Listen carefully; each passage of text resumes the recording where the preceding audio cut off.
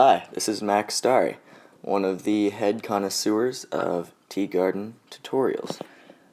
Um, this is me setting up.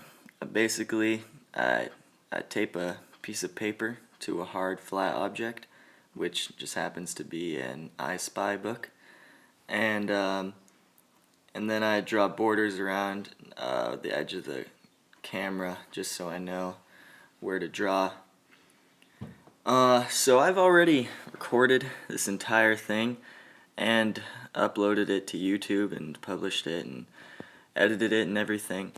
But then I watched Sam's video and I was like, crap, these are supposed to be like tutorials where we give tips. I pretty much just talked about like why I wanted to draw this and stuff. So this time I'm gonna give a little bit of tips and basically just say what I learned on the journey of this drawing, because skeletons aren't really my thing.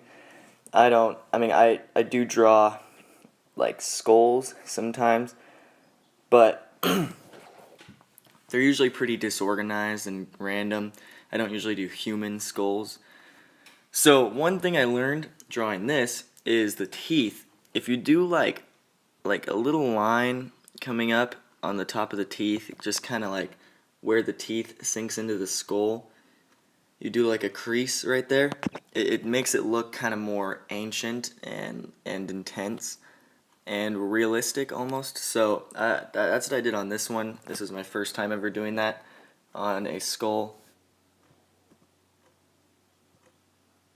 Another important thing for a skull is that the jaw is like detached from the top of the skull.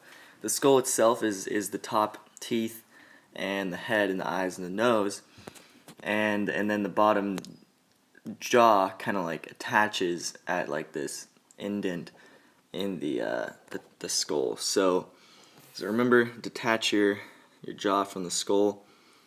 And this is my first time drawing ancient armor, actually, or medieval style armor, and it came out pretty good. I like the helmet, that style where it's like the flap on the ear and the metal piece over the nose. I think it looks pretty good. I could have added some more detail on it. That might have been a good idea.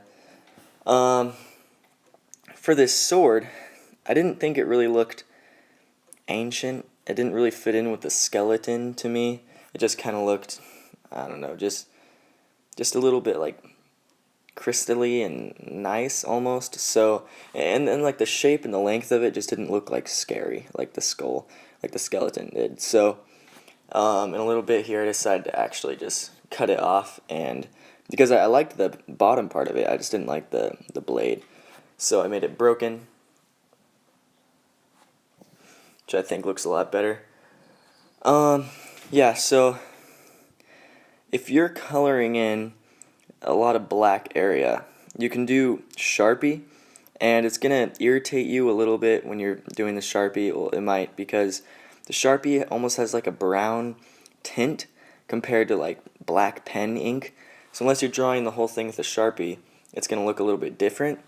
But I found that once the paper soaks it up and it all dries up, then the inks just blend together and it looks fine. And if it doesn't, you can always just go over and over and over it, which I did on the blade later. I really liked that the cape. I think the cape came out so nice. I loved the line texture on it.